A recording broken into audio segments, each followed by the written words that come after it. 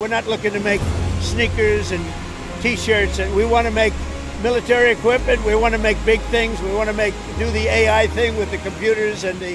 যুক্তরাষ্ট্রের president Donald Trump বলেছেন তার শুল্ক নীতির মূল লক্ষ্য হলো দেশে সামরিক সরঞ্জাম ও উচ্চ প্রযুক্তিপণ্যের উৎপাদন বৃদ্ধি করা। তার ভাষায় যুক্তরাষ্ট্রের টি-শার্ট বা জুতা তৈরির মতো খুচরা পণ্য নয়, বরং বড় ও কৌশলগতভাবে গুরুত্বপূর্ণ জিনিস উৎপাদনে মনোযোগ দেওয়া উচিত। রোববার স্থানীয় সময় নিউ জার্সি থেকে এয়ারফোর্স ওয়ানে ওঠার আগে সাংবাদিকদের সঙ্গে আলাপকালে তিনি এসব কথা বলেন।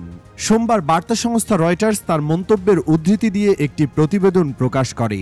ট্রাম্প বলেন, আমরা সত্যি বলতে টি-শার্ট বা মোজা বানাতে চাই না, আমরা এমন কিছু বানাতে চাই যা বড়, গুরুত্বপূর্ণ, যেমন কম্পিউটার চিপ, কৃত্রিম বুদ্ধিমত্তা ভিত্তিক যন্ত্র, ট্যাঙ্ক আর জাহাজ।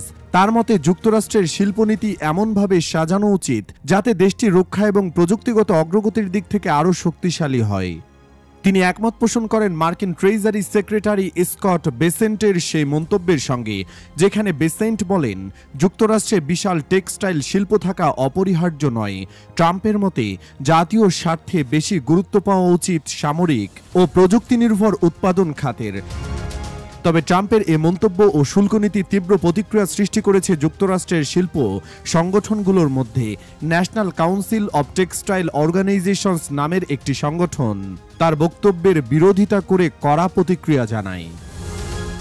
এছাড়া American apparel and footwear association AAFA ট্রাম্পের শুল্কনীতি নিয়ে উদ্বেগ প্রকাশ করে জানায়, এর ফলে সাধারণ মার্কিন নাগরিকদের জীবনযাত্রার ব্যয় বাড়বে। সংগঠনের প্রেসিডেন্ট স্টিভ ল্যামার বলেন, আমরা যে জামাকাপড় ও জুতা পরি তার 97% আমদানি করা।